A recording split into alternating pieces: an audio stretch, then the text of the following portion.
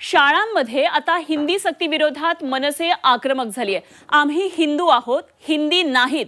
दादरच्या शिवसेना भवन चौकामध्ये मनसेने ही बॅनरबाजी केली आहे आणि हिंदीची सक्ती खपवून घेणार नाही अशी भूमिका मनसेने घेतली आहे। राज ठाकरेंनी आपली भूमिका मांडली, आम्ही हिंदू आहोत, हिंदी नाही अशा प्रकारचे बॅनर्स लागलेले आहेत आणि राज ठाकरे यांनी अशा प्रकारे ही भूमिका घेतलेली आहे। त्यामुळे आज या बैठकीमध्ये नेमकं काय होतं हे बघणं महत्त्वाचं ठरणार आहे आणि आता मनसैनिकांना राज ठाकरे या संदर्भात काय नेमके आदेश देणार हे सुद्धा पाहायचं आहे। त्यामुळे आजची बैठक महत्त्वाची आहे। मुंबईमध्ये आज मनसेची ही बैठक आहे। मनसे अध्यक्ष राज ठाकरे यांच्या उपस्थितीमध्ये ही बैठक होणार आहे। सकाळी 11 वाजता शिवतीर्थवर ही बैठक पार पडणार आहे। मुंबई, ठाणे, पालघर जिल्ह्यातले नेते या बैठकीसाठी उपस्थित राहणार आहेत आणि हिंदी अनिवार्य केल्याबद्दल मनसेची पुढची रणनीती याबाबत चर्चा होणार आहे। त्यामुळे मुंबईतल्या मनसेच्या या बैठकीकडे आपल्या सर्वांचंच लक्ष आहे। 11 वाजता शिवतीर्थवर ही बैठक होणार आहे आणि मुंबई, ठाणे, पालघर या जिल्ह्यातले नेते या बैठकीसाठी उपस्थित असणार आहेत। तेव्हा हिंदीची सक्ती खपवून घेतली जाणार नाही अशी ठाम भूमिका राज ठाकरेंनी घेतली आहे। त्यामुळे आजच्या बैठकीमध्ये काय नेमकं मनसैनिकांना आदेश असणार आहेत चर्चा करूया। आमचे प्रतिनिधी ओम देशमुख सध्या आपल्याबरोबर जोडले गेलेत। ओम, आज शिवतीर्थवर महत्त्वाची बैठक आहे आणि मुंबई, ठाणे, पालघर या जिल्ह्यातून महत्त्वाचे नेते मनसेचे येतील। काय नेमके राज ठाकरे यामध्ये भूमिका मांडतात हे बघणं महत्त्वाचं ठरणार आहे। आदेश देणार आहेत कारण भूमिका तर आता घेतलेली आहे। काय नेमके बैठकीसंदर्भातले अपडेट?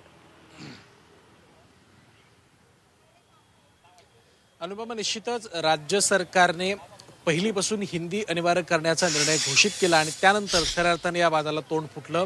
मनसे प्रमुख राज ठाकरे यांनी काल फेसबुक पोस्टच्या माध्यमातून आपली भूमिका स्पष्ट केली की केंद्र सरकार जे हिंदीकरण करू पाहते त्याला आम्ही स्पष्टपणे विरोध दर्शवत आहोत आणि कुठल्याही परिस्थितीत हे हिंदीकरण खपवून घेतलं जाणार नाही असं स्पष्ट राज ठाकरेंनी काल केलं। त्याचे रिफ्लेक्सेस आज सकाळी आपल्याला पाहायला मिळाले। मुंबईमध्ये शिवाजी पार्क परिसरामध्ये त्याचे बॅनर सुद्धा झळकले की आम्ही हिंदू आहोत, हिंदी नाही। त्यामुळे कुठेतरी हिंदीच्या सक्तीकरणाचा हा जो काही निर्णय आहे त्याला मनसेकडनं कडाडून विरोध होताना आपल्याला पाहायला मिळतोय। याचाच एक भाग म्हणून आज मनसेकडून राज ठाकरेंच्या शिवतीर्थ निवासस्थानी या सगळ्या संदर्भात हिंदी सक्तीच्या निर्णयाच्या संदर्भामध्ये 11 वाजता बैठक बोलवण्यात आली आहे। स्वतः राज ठाकरे आणि पक्षाचे महत्त्वाचे नेते आणि पदाधिकारी जे मुंबई, ठाणे, पालघर व इतर परिसरात महत्त्वाचे जे नेते आहेत त्या सर्वांना या ठिकाणी या बैठकीसाठी बोलवण्यात आले। मुख्यत्वे जो अजेंडा असेल तो हिंदी सक्तीकरणाच्या विरोधामध्ये पक्षानं जी भूमिका मांडली आहे त्या भूमिकेच्या संदर्भात नेमकी कशा प्रकारे मांडणी व्हावी या संदर्भामध्ये नेमकी काय काय कृती केली जाऊ शकते। आता फक्त केवळ बॅनरबाजीवर ही सगळी भूमिका मांडून चालणार नाही तर प्रत्यक्षामध्ये जसं काही दिवसांपूर्वी बँकांमध्ये जाऊन मनसेचे पदाधिकारी आणि कर्मचाऱ्यांना सांगत होते किंवा त्यांच्यासोबत चर्चा करून या सगळ्या संदर्भातले कृती करत होते त्या पद्धतीनं आता शालेय शिक्षणाच्या संदर्भामध्ये काय करता येऊ शकतं, हिंदी सक्तीकरणाच्या निर्णयाच्या विरोधामध्ये नेमकी काय भूमिका घेतली जाऊ शकते, पुढच्या स्टेप्स काय असतील, पुढची पावलं काय असतील, या सगळ्या संदर्भामध्ये एक सांगोपांग आढावा आणि या सगळ्या संदर्भात निर्णय काय होऊ शकतो असं कळतंय।